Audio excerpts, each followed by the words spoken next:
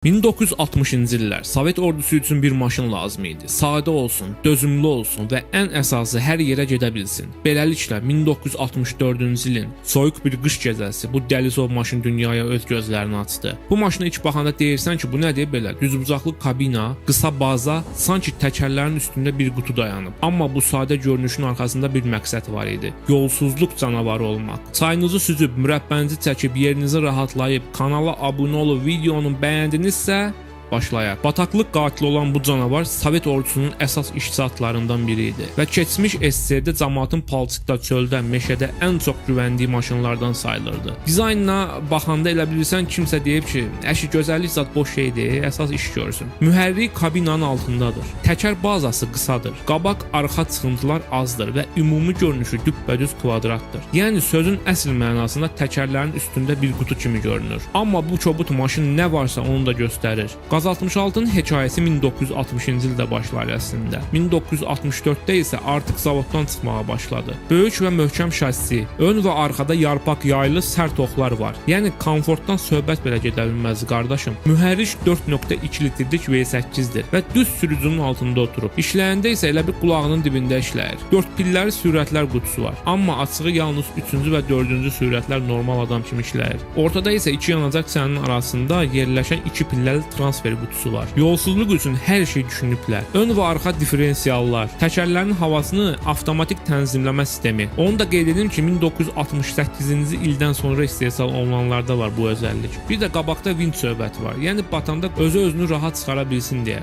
Üstəlik Rusiyanın o məşhur sümükləri donduran qışı üçün mühərrik qızdırıcı və radiator bağlayan sistem də qoyublar. Qısası mənfi 30 dərəcə olanda bu maşın belədir. Narahat olmaya qardaşım, hər maşın səni tərk etsə də mən sona qədər qalıb işləyəcəyəm. Bu maşın rəsmi məlumatlara əsasən 6 ton yük daşıyır.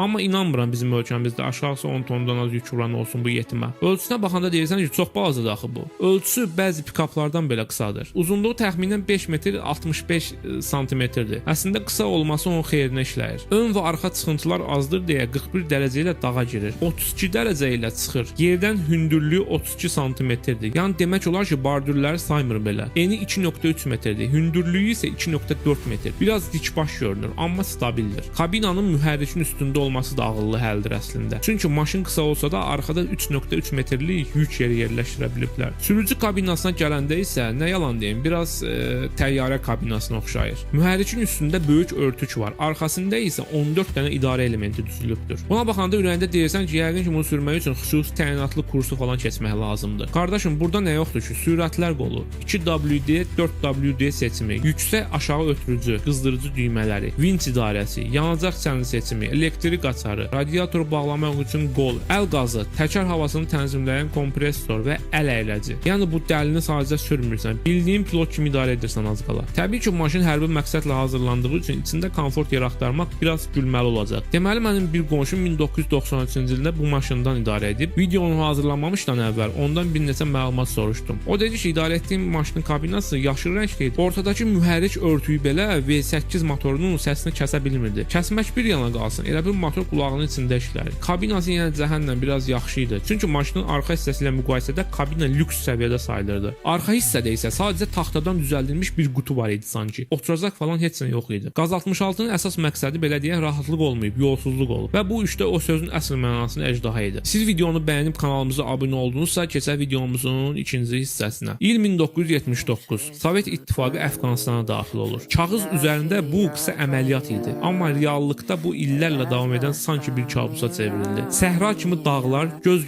görməyən tozlu ərazilər, bir də sonsuz yollar var idi. Və o yolların üzərində yorulmaq bilməyən bir canavar var idi. Qaz 66. Bu maşının üzərinə böyük bir yük düşmüşdü. Elə bilirsən Əfqanistanda müharibə tanklarla aparılırdı? Yox, əsas məsələ logistikadaydı. Əskərlərin yeməyi, silahları və lazımlı yanacaq hamısı bir nöqtədən digərinə sürətlə çatdırılmalı idi. Və bu ağır işi görən tanklar yox, helikopterlər yox, Qaz 66-lar idi. Yol olmasa belə getməyə məcbur idilər. Əfqanistanın yolları əslində yol deyildi. Təsəvvür elə dağ-dar keçidlərdi. Bir tərəfi quyudu, bir tərəfi uçurumdu, bir tərəfdə qaya. Bir səhv son demək idi. Qaz 66 bu yollar üçün ideal idi.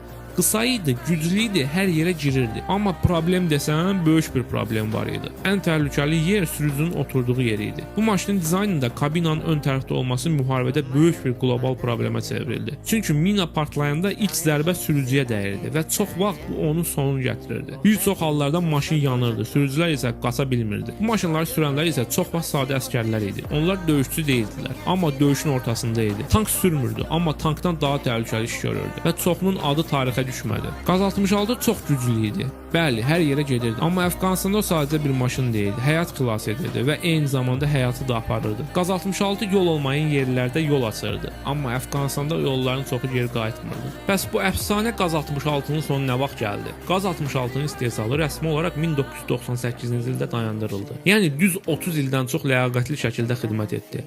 Amma maraqlı tərəfi odur ki, birdən-birə yox olmadı. 90-cı illərə gələndə artıq hiss olunurdu ki, bu qoca hələ işləyir, amma biraz yorulub. Bəs problem nə idi? Əslində problem bir deyildi, iki deyildi. Yavaş-yavaş üst-üstə yığılan şeylər idi. Əfqanistan müharibəsində aydın oldu ki, kabina çox öndədir. Mina partlasa birbaşa sürücünü hədəf alır. 4.2 litrlik V8 mühərriki güclü idi, amma çox benzin içirdi. Özü də görməmiş kimi çox. 90-cı illərdə isə artıq sürücülər deyirdi ki, qardaş, bu nə qədər içir belə? Bəs Qaz 66-nın səsi küyü çox, vibrasiyası çox, rahat isə sıfıra yaxın bir şey idi. Yeni nəsil sürücülərin isə ağzında yalnız bir kəlmə var idi. Biz komfort istəyirik, bunu yox. Və sonunda isə ən böyük səbəb gəldi. Onu əvəz edən daha müasir maşınlar ortaya çıxmağa başladı. Məsələn, Qaz 3308 Satko. Bu yeni modellər daha təhlükəsiz, daha komfortlu, daha az yanacaq sərf edən idi. Yəni açıq desək, köhnə nazirin yerinə gənc enerjili bir kadr gəldi. 1991-ci ildə Sovet İttifaqı dağılandı, hər şeyin dəyişəcəyi məlum idi. Pul azaldı, sistem dəyişdi, zavodlar çətin vəziyyətə düşdü. Belə vəziyyətdə köhnə texnikanı saxlamaq çətin idi və beləliklə 1998-də zavodda son Qaz 66 istehsal olundu. Heç bir böyük şou olmadı. Heç kim əlvida əfsanə demədi. Sadəcə bir gün istehsal dayandı. Qaz 66 zəif olduğu üçün yox, zaman dəyişdiyi üçün getdi.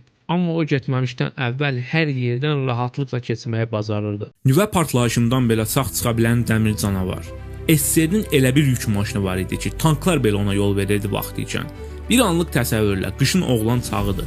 Qar dizdən də yox, az qala 2 metrə yaxındır.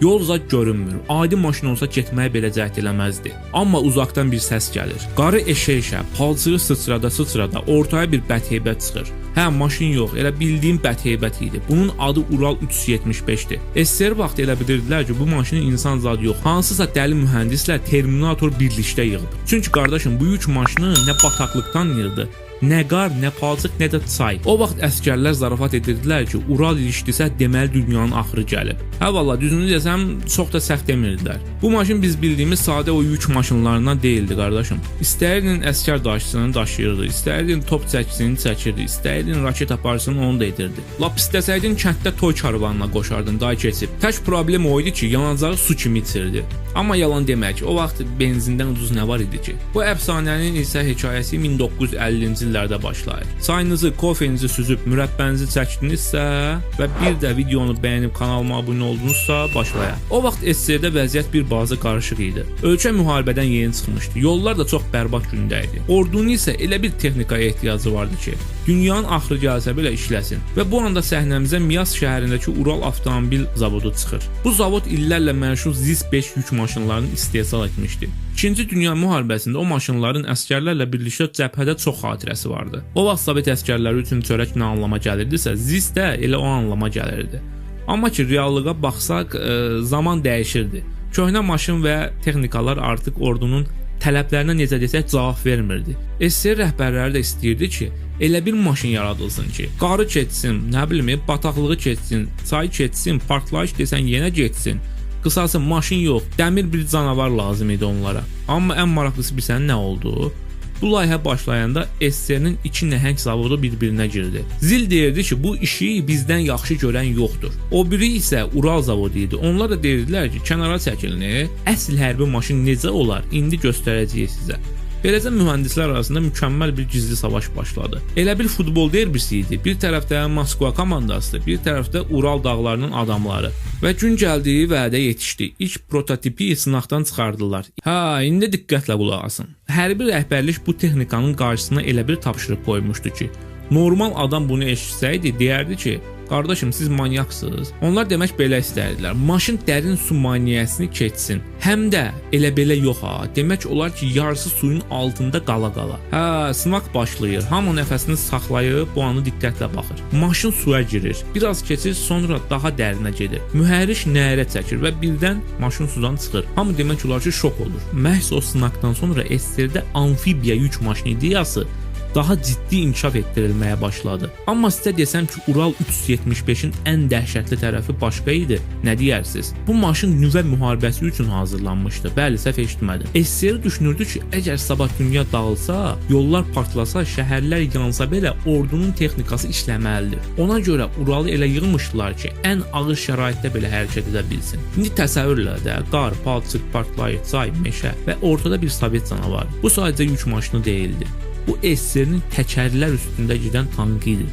İndi isə biraz lap əvvələ gedək, 1941-ci illərə. Moskva artıq qorxu içində idi. Alman ordusu şəhərə yaxınlaşırdı. SSR rəhbərliyi başa düşürdü ki, əgər zavodlar düşmənin əlinə keçsə, işləri bitib. Və həmin an Josef Stalin rəhbərlik etdiyi Dövlət Müdafiə Komitəsi çox sərt bir qərar verdi. Zavodları sökün, nəyimiz varsa qatarlara yığın, hamısını köçürün. O vaxt Sovetlər Birliyi elə zavodları daşıyırdı ki, adam baxanda elə bilərdi ev köçürürlər.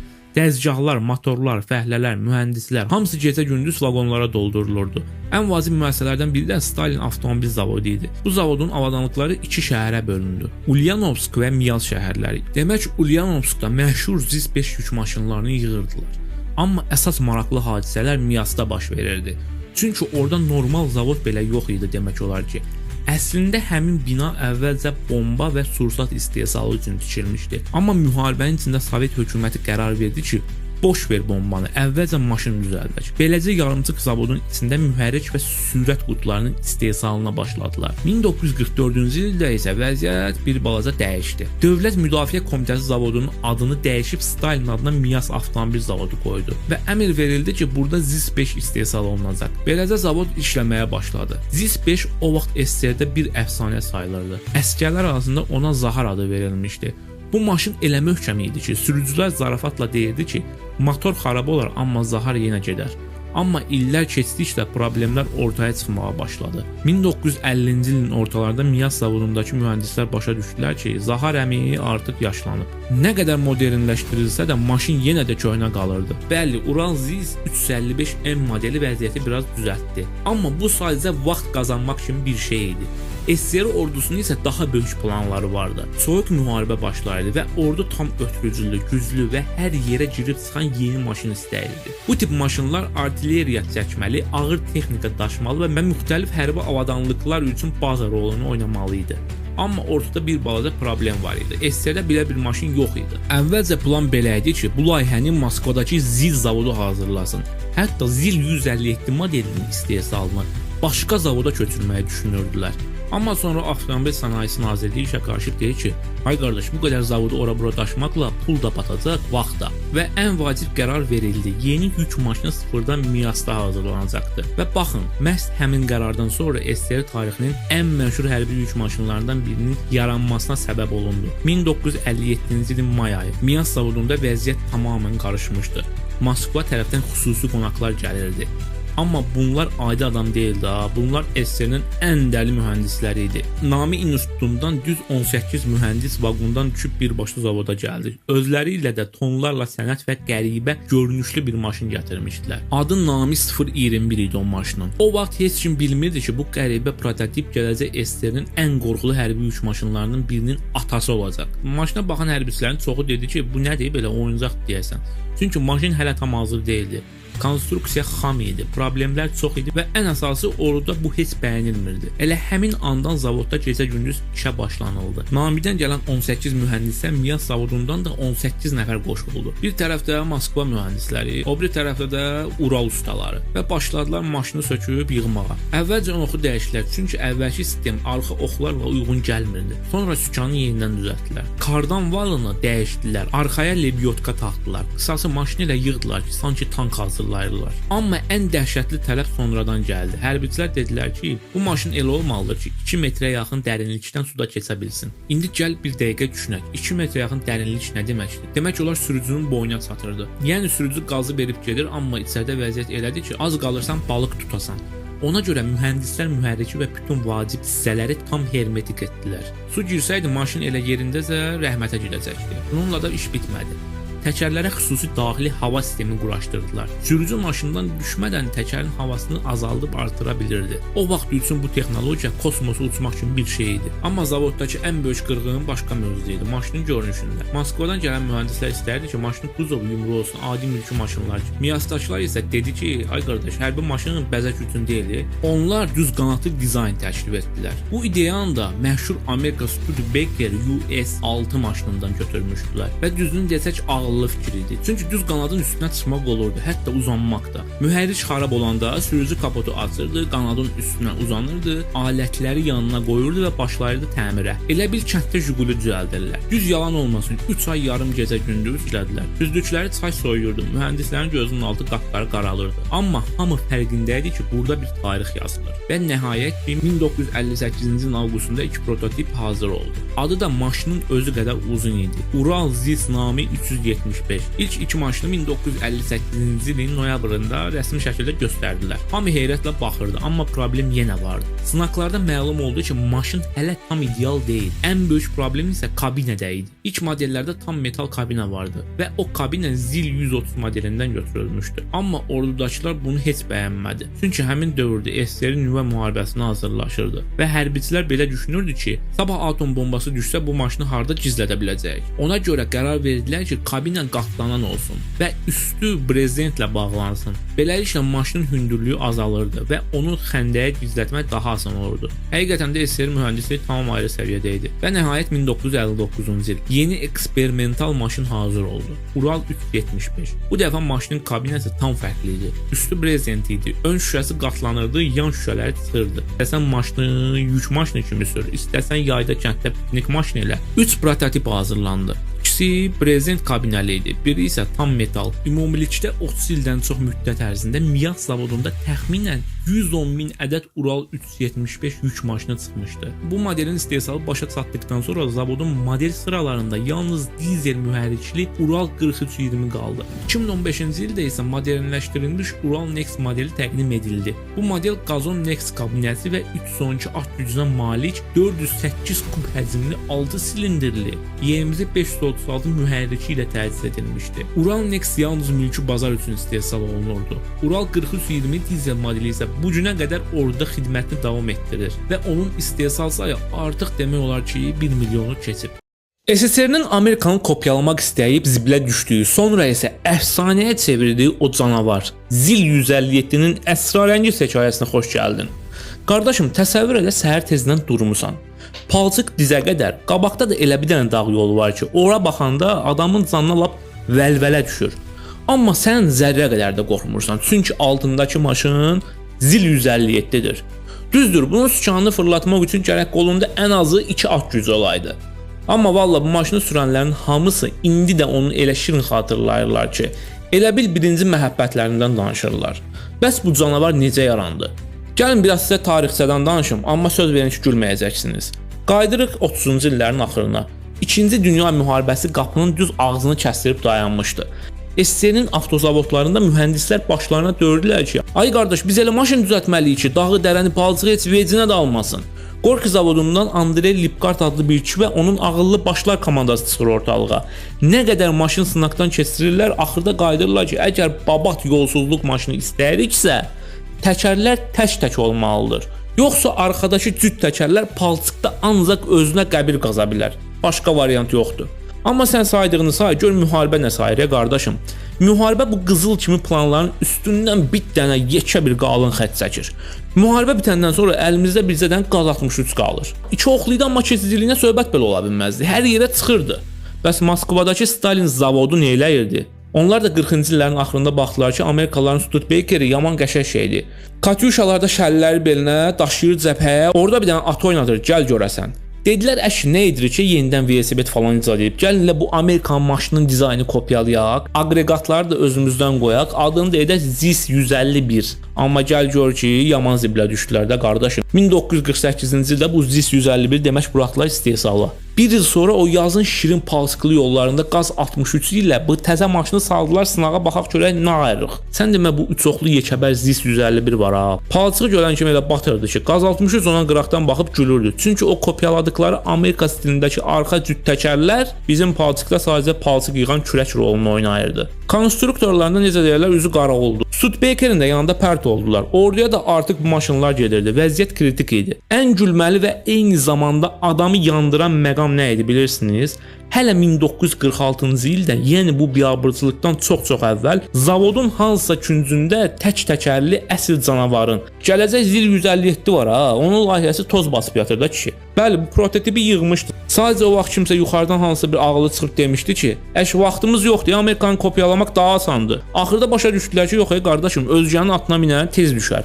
Səhvlərini düzəltdilər. O toz basmış layihəni çıxartdılar və beləcə o əfsanə palçıq tanımayan, dağ dərə bilməyən, sürücünün qollarını idman zalına getmədən Schwarzeneggerin qoluna döndərən ZIL 157 doğuldu. Qardaşım, çayını götürürsən, kofeni süzürsən, nə bilim, mürəbbəni çəkirsən, ürək dərmanını da yaddan çıxartma. Çünki videonun növbəti hissəsində ürəyin zadını ağrıya bilər. Hə, bir də o kanala abunə olmaq var ha. O tuşa da zəhmət olmasa bas. Videonu bəyənib şərh yazmağı unutma ki, növbəti videoları bizə motivasiya olsun. Keçək şimdi videomuzun növbəti hissəsinə. Düzünü desək, o Amerikanın Studebaker sevdası Sovet konstruktorlarını az qala 10 il geriyə salmışdı ki. Yaxşı ki 50-ci illərin əvvəlində ayrıldılar. Gördülər ki, yox əşya, bu ZIS 151 qoşa təkərləri ilə uzağa gedə bilməyəcək. Dedilər, gəlin bu aqreqatları götürək, üstündən də bir dənə bronik yığaq, amma təkərləri yekə və tək-tək qoyaq. Zavodda da o vaxt elə bir qırğındı. Mühərrikin xodunu artırırlar, detalları dözümlədirlər, nə bilim, qabağa bir dənə canavar lebyotkası qoyurlar ki, dağdan uçsa özünü dartıb oradan çıxarda bilsin.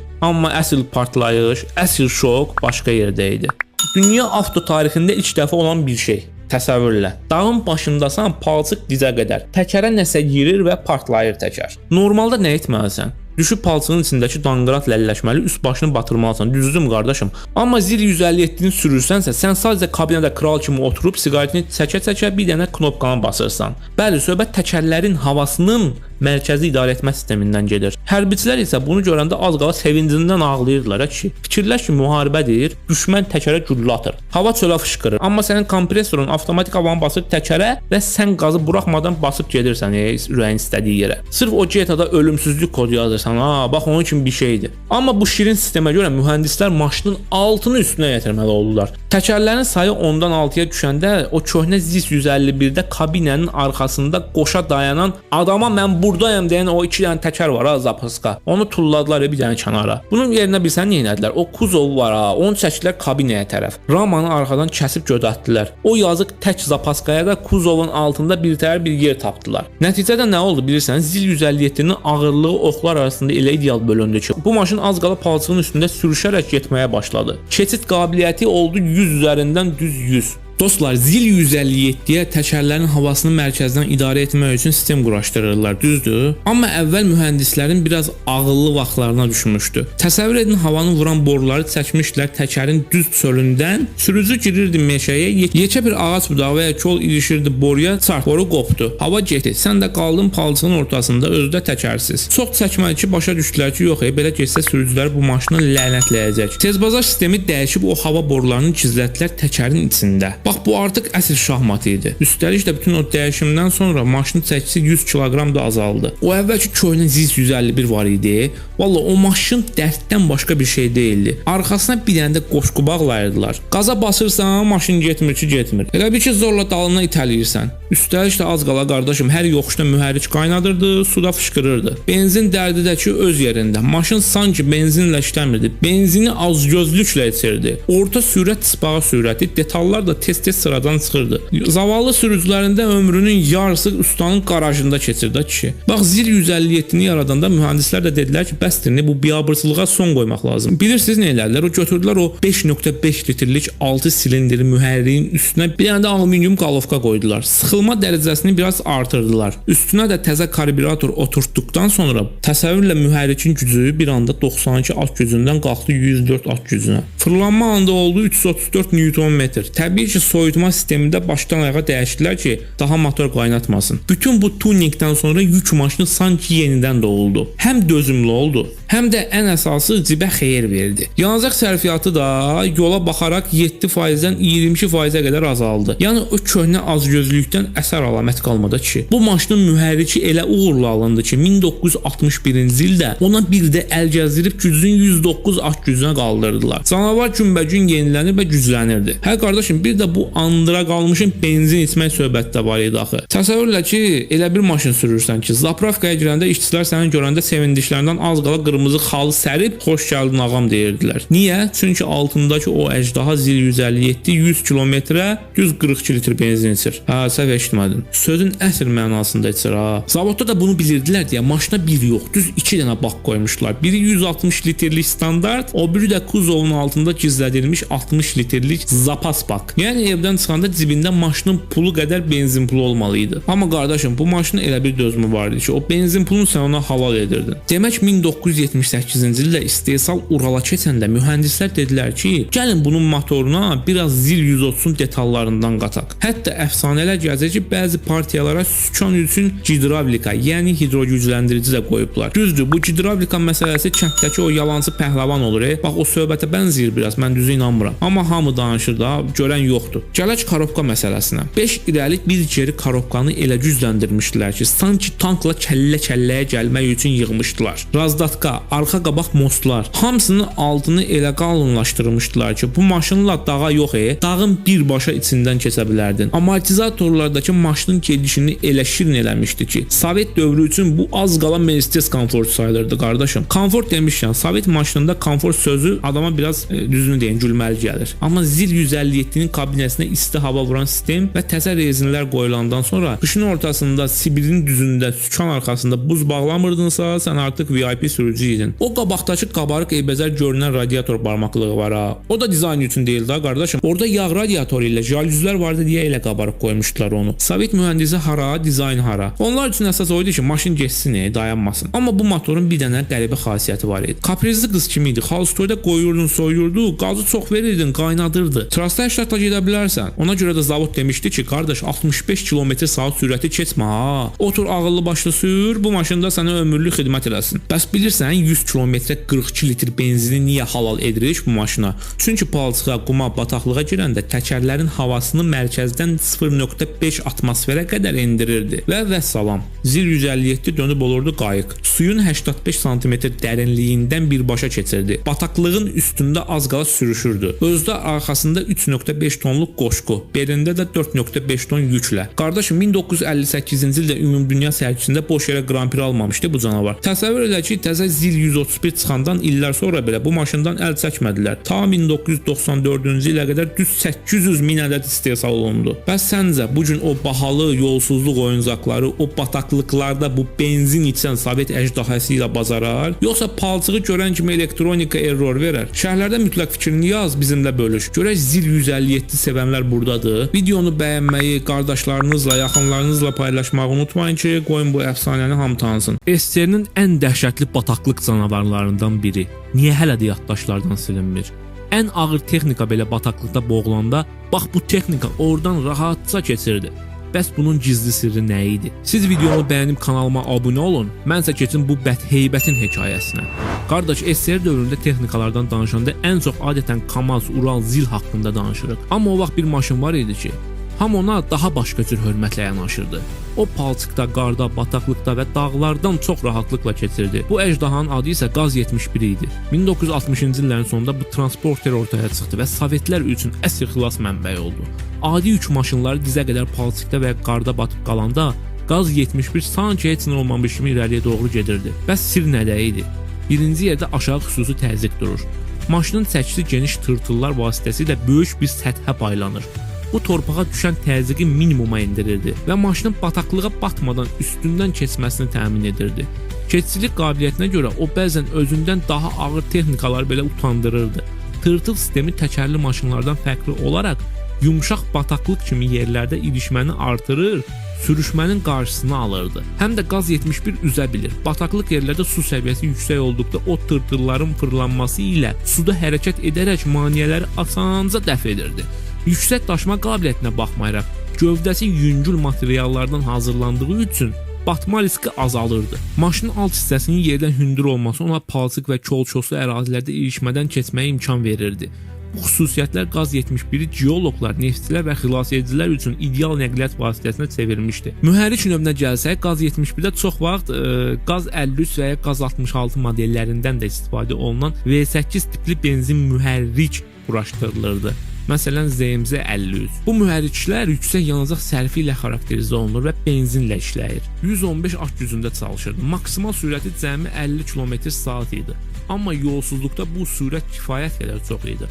Ən əsası o sadəcə yük daşımırdı. Qardaşım, təsəvvürlə qışda Sibirdə və şimalda dərin qar olan ərazilərdə ətrafda heç bir yol yoxdur və maşınlar dayanır. Amma Qaz-71 sakitcə öz yolu ilə irəliləyirdi. Əlbəttə, hər şey ideal deyildi. Bəzən benzin çox sərf edirdi, səsi də tank kimi gürultulu çıxırdı. Amma o dövrdə belə keçicilik xüsusiyyəti olan maşınlar tapmaq çox çətin idi. Sovetlər ona hər yerə gedən deyə ləqəb taxmışdılar. Bu gün də belə texnikaya baxanda adam düşünür, texnologiya nə qədər inkişaf etdi. Bəzi maşınların yeri hələ də doldurulmayıb. Sizcə tankdan da daha güclü keçicilik qabiliyyəti var desək şişirtmiş olarıq, yoxsa reallıqdır? Növbəti video hansı texnikaya və maşına aid gəlsin? Şərhlərdə yazın. Və sonda sabahki videonu qaçırmamaq üçün o əsrarəngiz barmaqlarınla videonu bəyənib kanalıma abunə olmağı unutma. Sabaha qədər.